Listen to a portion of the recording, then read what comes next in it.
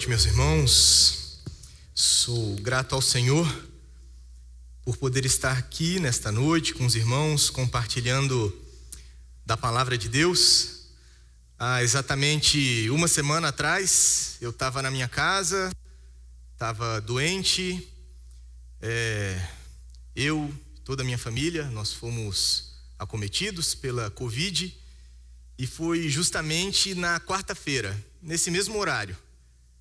Há uma semana atrás eu estava sentado à mesa da minha casa e foi ali que eu percebi que o meu corpo estava passando por alguma piora e os meus filhos nenéns estavam muito agitados. A minha filha de 3 anos toda hora não entendia o que estava acontecendo, me chamando para brincar. E eu ali já sentado na mesa, sem nem conseguir abrir meus olhos direito, passando mal, até que em determinado momento eu fui extremamente grosseiro, extremamente estúpido com a minha filha, de uma maneira muito além do que ela poderia entender.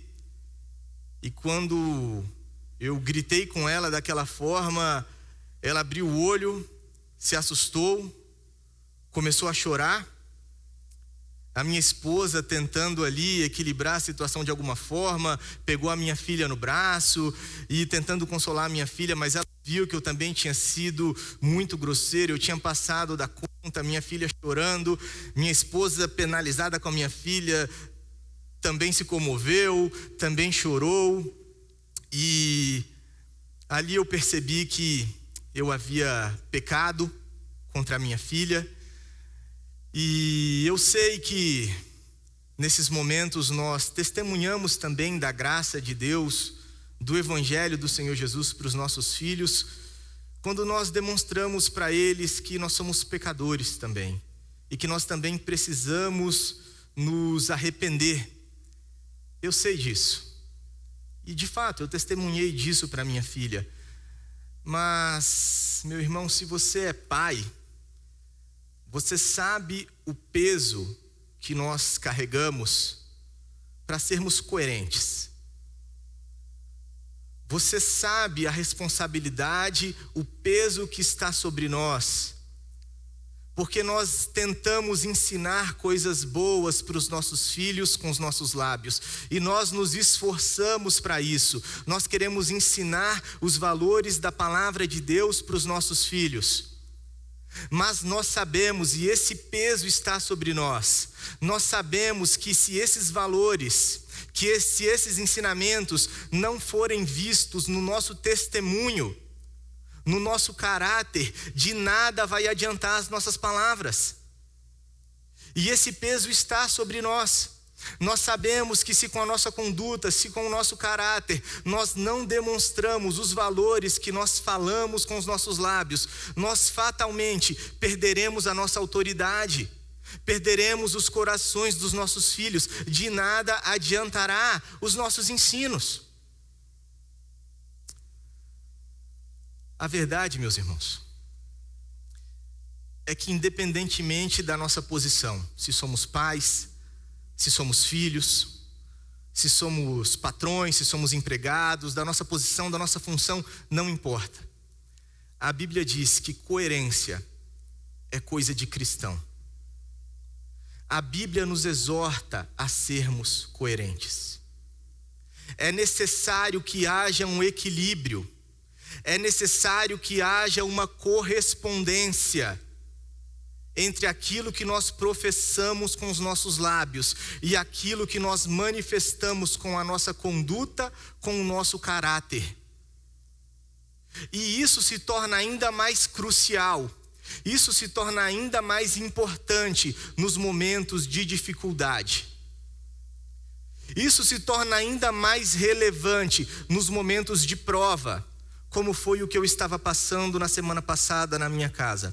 Naquele momento, diante da minha doença, eu coloquei as minhas necessidades em primeiro lugar, eu coloquei o meu bem-estar em primeiro lugar, e eu me dei o direito de ser grosseiro, de ser estúpido, de agir na carne. E tudo aquilo que eu tento ensinar para os meus filhos com os meus lábios, naquele momento eu demonstrei totalmente o oposto. Eu perdi o domínio próprio.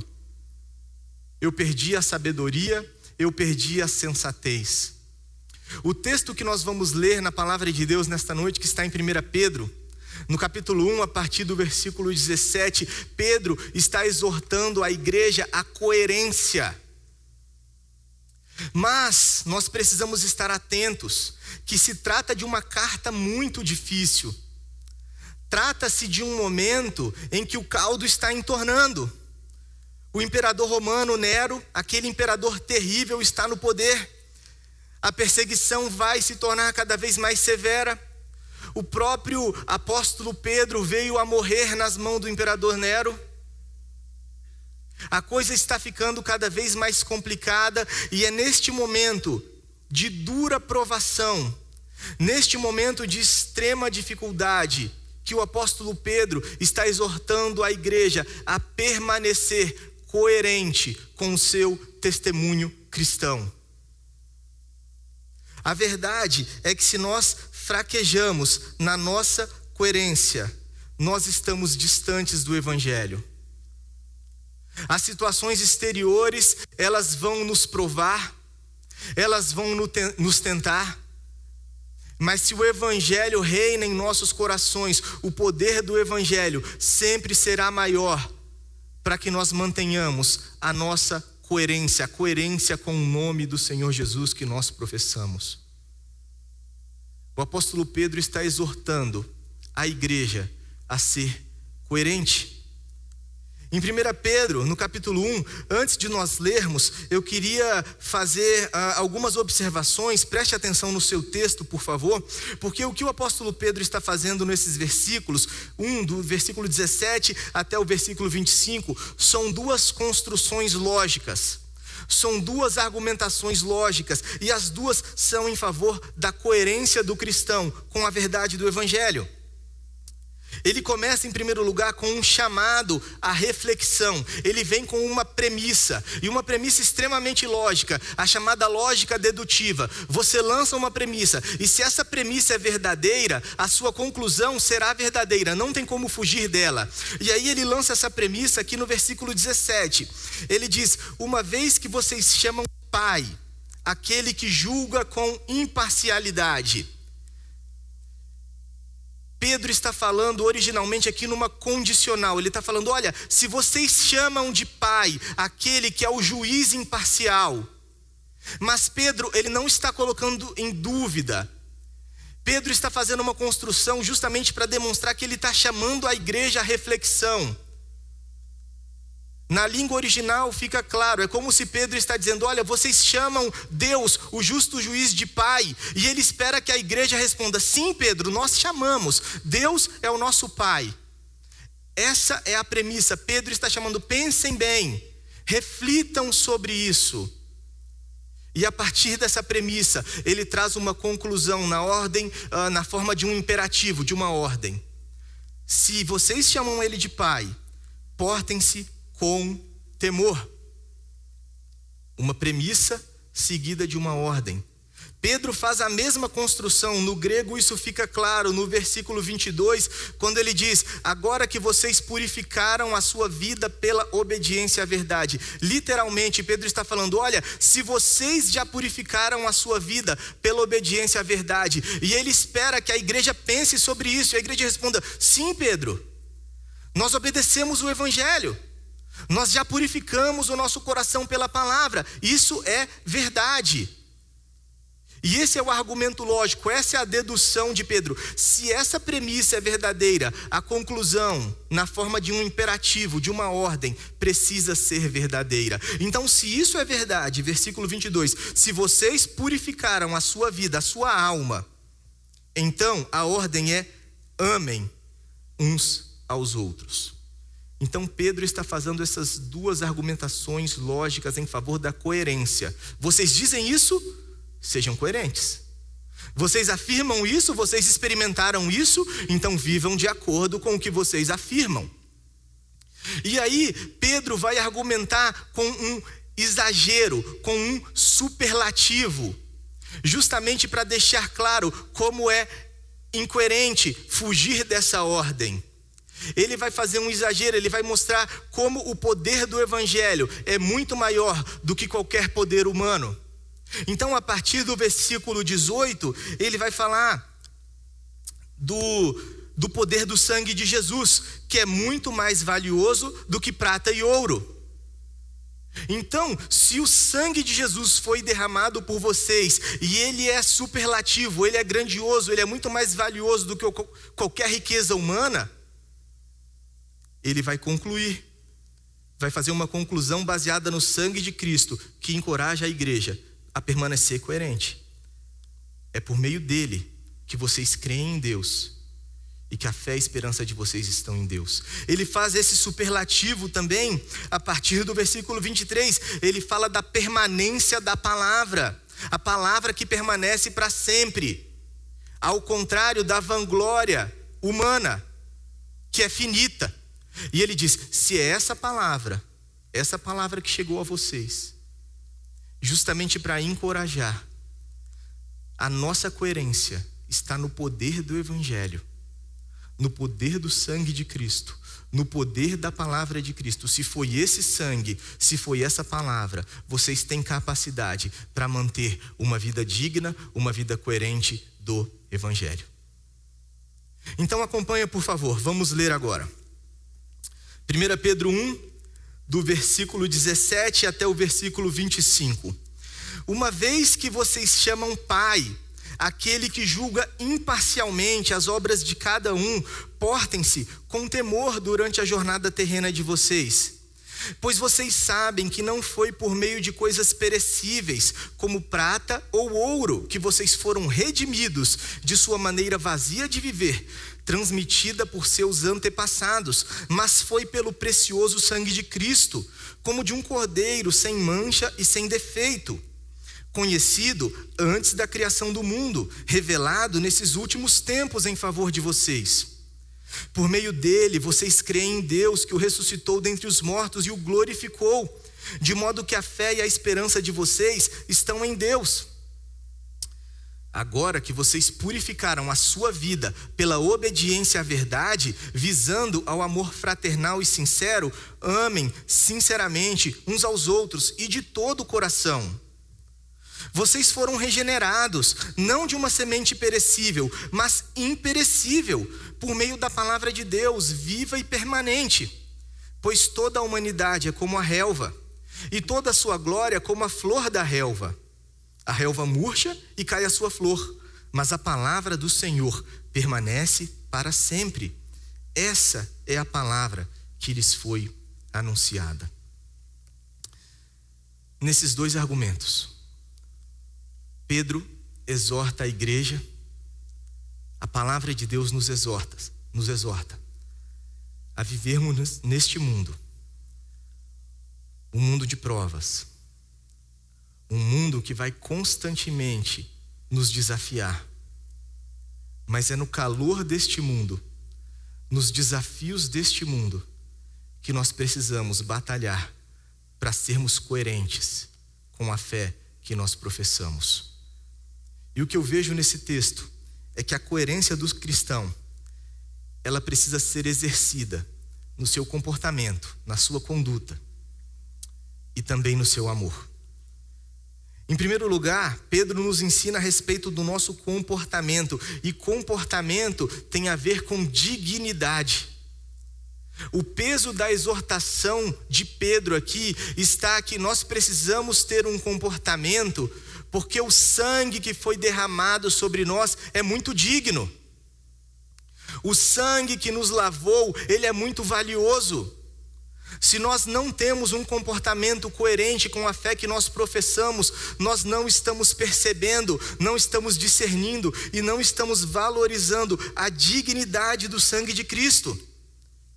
O apóstolo Pedro diz: olha, se vocês chamam de Pai aquele que julga imparcialmente, a certeza do evangelho, a certeza de que nós somos filhos de Deus, ela jamais pode ser uma desculpa para sermos negligentes com o nosso testemunho, com a nossa santidade. Muito pelo contrário. Como aquele filho, aquele jovem rebelde que de repente é pego num delito, num crime, e quando chega na delegacia ele diz: você sabe quem é meu pai? Chama o meu pai.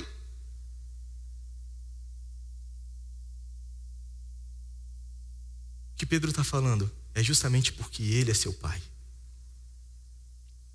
É justamente porque ele é o justo juiz.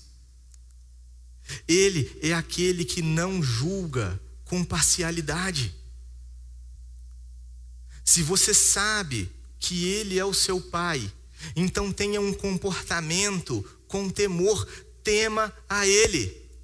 Aquele que conhece o seu pai, aquele que é verdadeiramente filho de Deus, ele teme a Deus, ele conhece o caráter do seu pai. O temor, então, ele é uma marca do filho de Deus. E aí ele vai falar dessa construção, desse exagero, desse superlativo, porque ele vai falar: olha, não foi com ouro e com prata. Isso é uma metáfora. Nós sabemos, em toda a história da humanidade, o ouro e a prata sempre foram sinônimos de riqueza. O símbolo da riqueza humana, o ouro é aquilo que existe de mais valioso, mais valorizado entre os seres humanos. E a ironia é justamente que o ouro, a prata, esses metais, eles sempre foram tratados como símbolo de riqueza, justamente porque eles são duráveis, justamente porque eles são imperecíveis. Mas Pedro, ele desmerece toda a riqueza humana. Ele vai falar: não foi por coisas perecíveis como o ouro e a prata, porque diante do valor do sangue de Cristo, toda a riqueza deste mundo é comparado a nada. E Pedro joga toda a riqueza do mundo lá no chão. Ele fala: não foi por meio dessas coisas perecíveis, dessas coisas toscas, dessas coisas que estragam, que vocês foram comprados. Pelo contrário. E aí ele quer jogar o valor do sangue de Cristo lá em cima. Foi por meio do sangue de Cristo, como de um cordeiro, sem defeito, sem mancha. A verdade é que o sangue do Senhor Jesus, ele é tão poderoso, ele é tão valioso, que a Bíblia diz que quando ele foi derramado na cruz, Cristo comprou por direito todo o universo para si. É claro que o Senhor Jesus, como Deus, ele tem direito sobre toda a criação, porque ele é criador de todas as coisas. A Bíblia diz isso. João 1:1, no princípio era o verbo, o Senhor Jesus, o verbo estava com Deus, o verbo era Deus.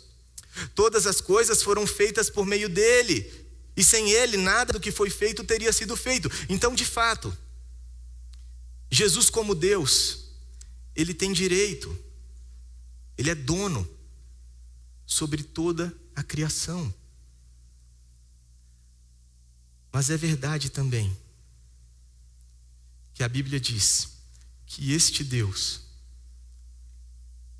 que encarnou, tomou parte na sua criação, foi até a cruz, derramou o seu sangue. E o seu sangue é tão valioso que, uma vez derramado, lhe deu o direito, como Senhor, sobre todas as coisas, nos céus, na terra e debaixo da terra. É muito interessante, por exemplo, no livro de Apocalipse, lá no capítulo 5, e existe uma tensão aqui no livro de Apocalipse, no capítulo 5, porque o que está acontecendo aqui é o fim da história. O Senhor Deus, ele está conduzindo a história ao seu fim. E para que a história tenha fim, o livro precisa ser aberto, o livro está selado.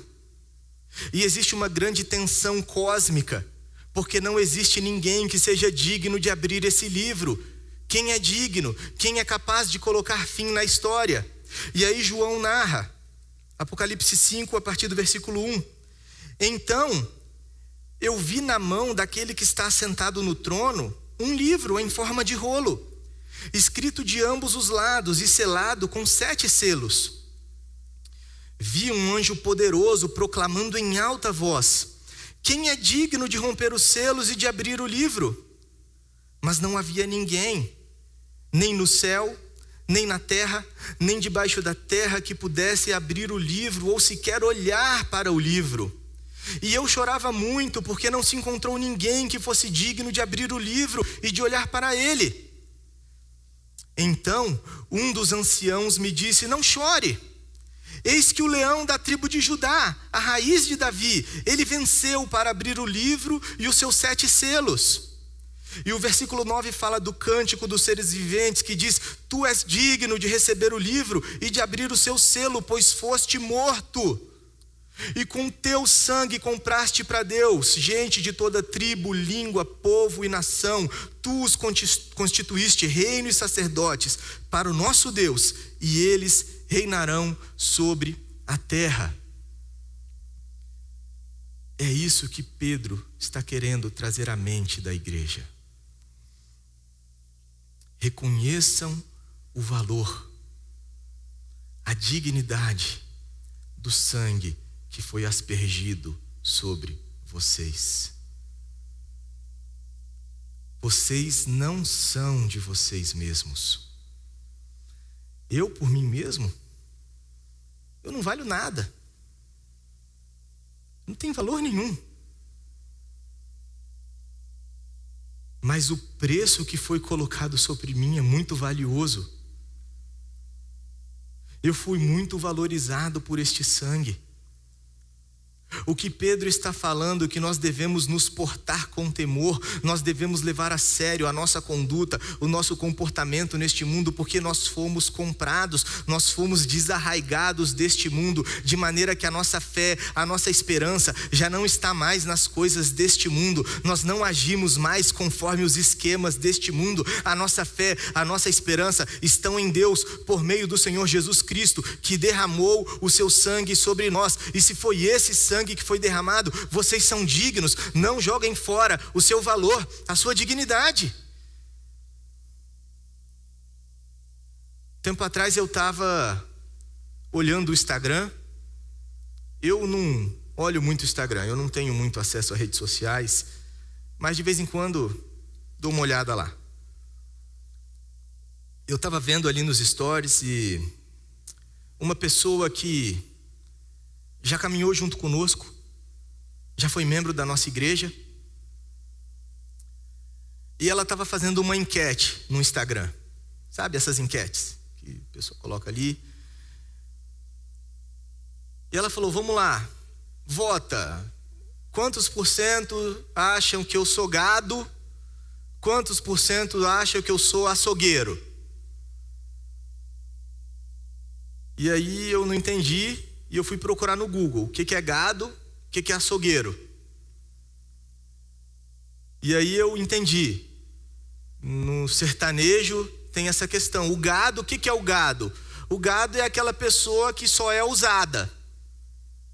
Entendeu? Eu vou ficar com você numa balada, eu sei que você vai acabar com minha raça, você vai me usar por uma noite, depois me jogar fora, mas eu estou apaixonado, o que eu posso fazer? Eu sou gado. Esse é o gado. O açougueiro é o contrário. O açougueiro é aquele que usa. Olha, eu só quero te usar, a gente vai ter um tempo legal, uma noite legal, mas depois não me liga, esquece. Eu só quero te usar, não quero compromisso nenhum com você. Eu vou acabar com sua dignidade, acabar com seu coração, depois você que se vire com a bebida. E essa pessoa esteve aqui conosco. Passou pelas águas do batismo, ministrava louvor, caminhou conosco, abre mão de tudo aquilo de precioso que ela tinha no Senhor, pelo lixo, pelos restos. E tão cega, se orgulhando. Eu quero ser gado, eu quero sofrer, quero acabar, mas também quero ser açougueiro, quero usar. E comigo é assim, minha vida é essa. E tão orgulhosa, vivendo no lixo, vivendo na miséria. Pedro está falando: cuidado.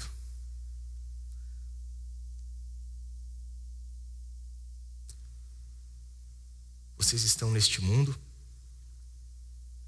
e a verdade é que é um mundo em que cada vez vai fazer menos sentido ser fiel ao Senhor.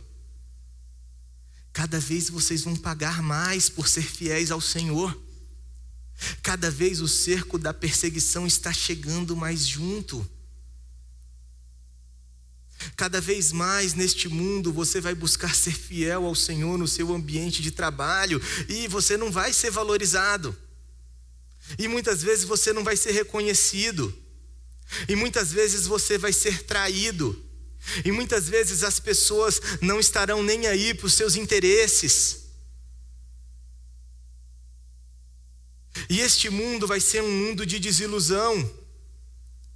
E este mundo muitas vezes vai ser um mundo de frustração. Mas o que Pedro está falando, e esse é o argumento dele, não tem a ver com as circunstâncias.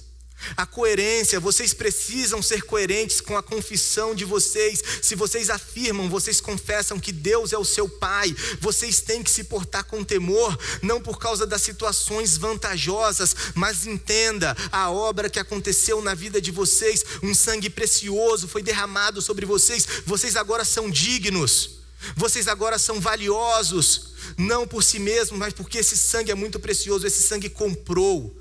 Vocês foram desarraigados, libertos deste mundo, e agora a vida de vocês, a esperança de vocês está exclusivamente em Deus. E é por isso que nós precisamos ser coerentes com o nosso comportamento. Mas Pedro vai além. Ele diz que em nosso coração, em nossos afetos, nós também precisamos ser coerentes. Coerentes no amor. E aqui é ainda mais claro. Pedro diz: se você foi regenerado, você ama. E ponto. Se a palavra poderosa de Deus no seu coração, o evangelho do Senhor Jesus, te regenerou, te fez uma nova criatura, uma nova natureza é colocada no seu coração que te capacita a amar. De maneira que se nós não amamos, nós não podemos colocar a culpa nas circunstâncias, nas situações, nas pessoas. Nós temos que olhar quando foi que nós nos distanciamos da palavra pura, verdadeira, poderosa. Pedro fala sobre isso. Capítulo 1, versículo 22. Agora que vocês purificaram a sua vida por meio da obediência à verdade. E aí ele diz, qual é o propósito dessa purificação? E aqui ele está falando da regeneração do coração. Ele deixa isso mais claro no versículo 23. Qual é o propósito? O propósito é o amor fraternal e sincero. Vocês foram transformados no coração para que vocês amem-se sinceramente, fraternalmente, um ao outro. Então, amem-se. Amem-se. A capacidade de amar é fruto da palavra que transformou o nosso coração. E aí, mais uma vez, ele lança esse exagero. Ele fala do poder da palavra, de uma semente imperecível, uma semente que não estraga. Ele cita o versículo lá de Isaías para falar a respeito do poder da palavra. Ele diz, vocês foram regenerados não de uma semente perecível, mas de uma semente imperecível, ou seja, foi por meio da palavra de Deus. Palavra viva, poderosa, palavra permanente. Essa é a palavra que lhes foi anunciada, literalmente, a palavra que lhes foi evangelizada. Foi essa palavra que chegou a vocês? Foi essa palavra? Todo final de ano, a gente tem um encontro com os Celebra Jovens. É o nosso encontro de encerramento. E os jovens sabem que sempre durante esse encerramento, eu prego o mesmo texto. Eu prego esse texto aqui de 1 Pedro. Pelo menos já tem uns 3 anos que eu repito e prego o mesmo texto. E ali a gente faz um culto de gratidão a Deus, relembrando o que foi o nosso ano no nosso ministério. Entregamos ao Senhor a nossa oferta de gratidão e clamamos a Ele pelo novo ano que está chegando. E sempre antes de pregar, eu faço uma pergunta para os jovens. Eu peço para eles refletirem. Eu falo o seguinte: olha para esse ano que passou. Olha para todas as experiências que você viveu durante este ano. Olha para janeiro até dezembro. Quem era você em janeiro? Quem é você em dezembro? O que mudou? O que te marcou? O que fez você crescer? Que perspectivas diferentes você tem? O quanto você foi transformado neste ano? E aí eu faço outra pergunta. O quanto que você diria de impacto que existe dessa comunhão na sua vida? Ou seja, talvez você poderia dizer, olha, se não fosse a comunhão da igreja, se não fosse a comunhão dos jovens, eu diria que não fez muita diferença na minha vida. Eu teria sido a mesma pessoa esse ano, sabe? Não mudou muita coisa. Talvez você diria, não, eu consigo me lembrar. Teve aquele momento, aquela conversa, eu tive essas amizades que caminharam comigo. Eu tive essa e essa exortação. Aquelas pregações, aquele momento que eu vivi, se não fosse a igreja na minha vida, como eu teria passado por isso? Então talvez você diga, olha, o impacto da igreja na minha vida foi 100%. Eu não consigo imaginar o que seria do meu ano se não fosse o impacto da igreja. Talvez foi 50%.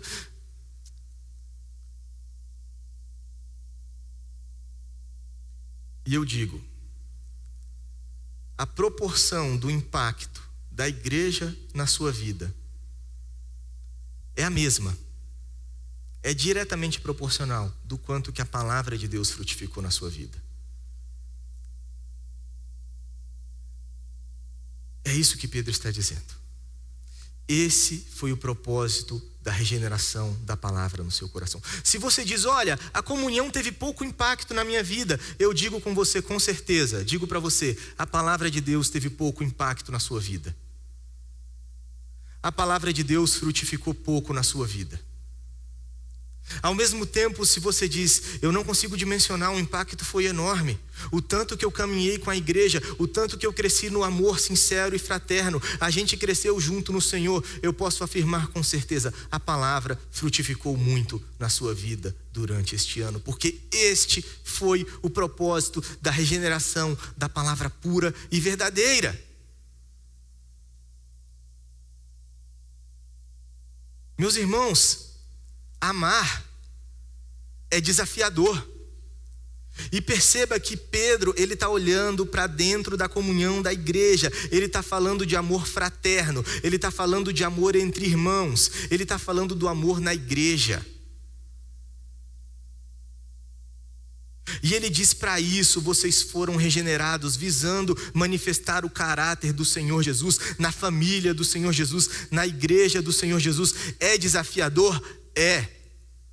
Somos pecadores, falhamos uns com os outros, muitas vezes decepcionamos uns aos outros, mas o poder não está nas circunstâncias. Se as circunstâncias têm falado mais alto, nós estamos nos distanciando da palavra, estamos justificando, estamos inventando desculpas, estamos no nosso comodismo. O que Pedro está falando é que o amor, a comunhão na igreja é fundamental, é um reflexo nítido da palavra frutificando em nossas vidas. Não podemos dizer, sejamos coerentes. É essa palavra que tem purificado o seu coração. É mesmo? Foi essa palavra que te foi evangelizada? Então ame. Seja coerente. Essa é a exortação do apóstolo. Não podemos ser preguiçosos, remissos na nossa vida de comunhão, na nossa vida da igreja, e achar que a palavra vai frutificar, que permaneceremos firmes, fiéis e frutíferos na mesma proporção, na mesma forma. Isso é um grande engano, isso é uma grande mentira. O Senhor Jesus nos chama a ser coerentes. Coerentes no nosso comportamento, na nossa conduta diária neste mundo. E coerente no nosso amor, na nossa comunhão fraterna uns com os outros. E assim teremos certeza que o Evangelho tem frutificado em nossas vidas.